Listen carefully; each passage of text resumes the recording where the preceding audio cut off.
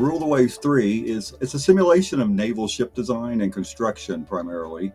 You also have fleet management, naval warfare from the years 1890 through 1970.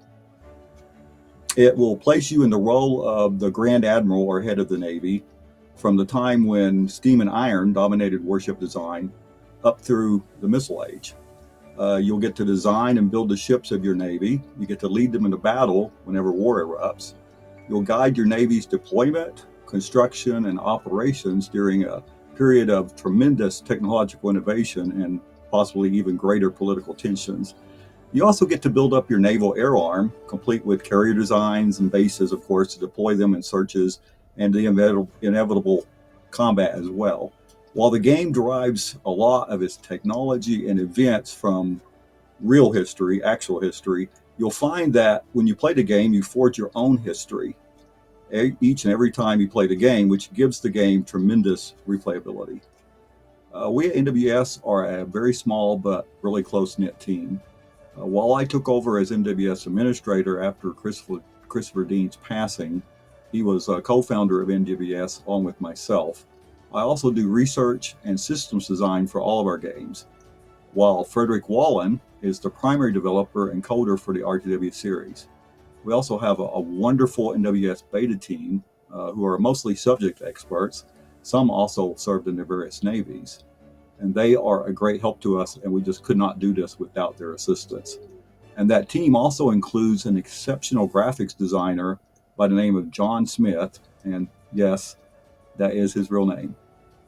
Well, what I personally enjoy the most about RTW3 is the ship design system coupled with the real-world type of limitations that the game hands you that you are forced to deal with. And then being able to use those designs in campaigns and battles that you help shape and resolve.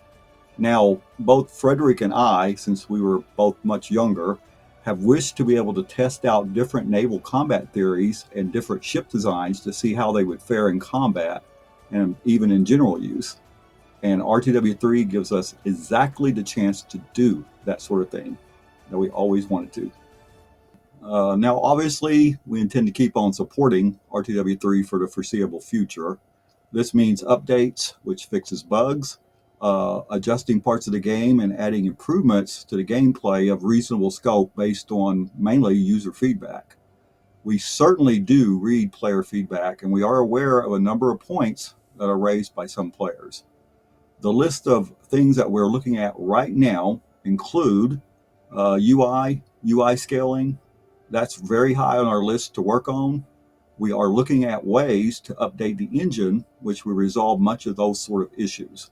So stay tuned for that. The second part would be details in ship design. We will, of course, keep adding to and adjusting the ship design process as needed, and that, again, primarily based on your feedback for players. The third thing would be battle combat mechanics.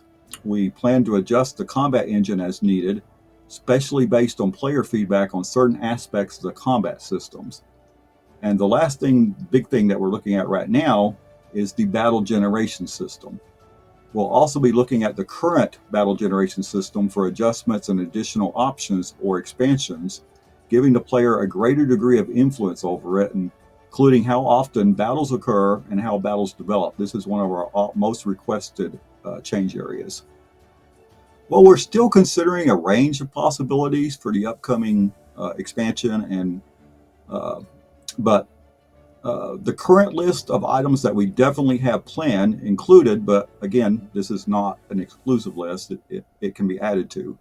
There's two main items. There's a skirmish mode where you can create a battle in a given time period between any two opposing nations. This mode would be completely independent of your normal campaigns and could be played whatever you want to, and would allow you to specify the ships and the designs involved for both sides as the player wishes. Now, this mode will also include the ability to have carriers and carrier-based aircraft involved in the battle as well, if you want to. The second major part of this, we have confirmed, is a historical scenarios mode.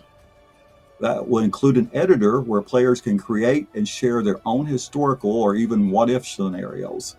We expect this would include some pre-made historical scenarios as part of the expansion and as examples, of course, for scenario designers to follow.